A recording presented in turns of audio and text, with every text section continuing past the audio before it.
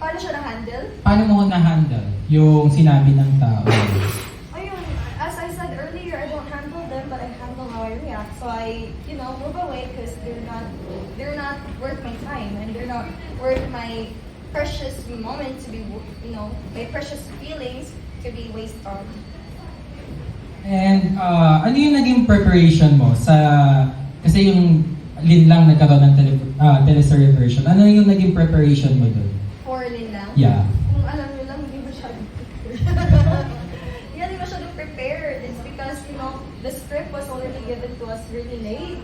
So kudos talaga sa lahat ng artista at director namin na alam mo, sobrang ikli ng time na binigay, ng preparation na binigay, pero they make din lang.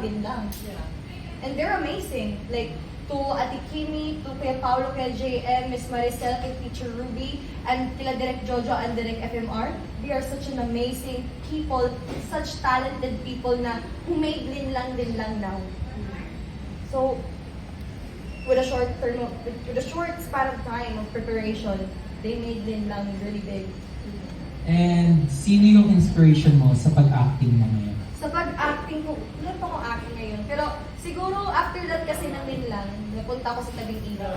And my inspiration was, I have to do my best because I am just as good as I am yesterday. So yung yesterday ko, ako lang din yung kakompetensya ko. Kasi gano'n naman tayo lahat eh. Sarili lang natin yung kakompetensya natin. It's either if, we all are demons inside of our heads to destroy you, or, bubugin mo yung mga demons sa ulo mo. Thank you so much.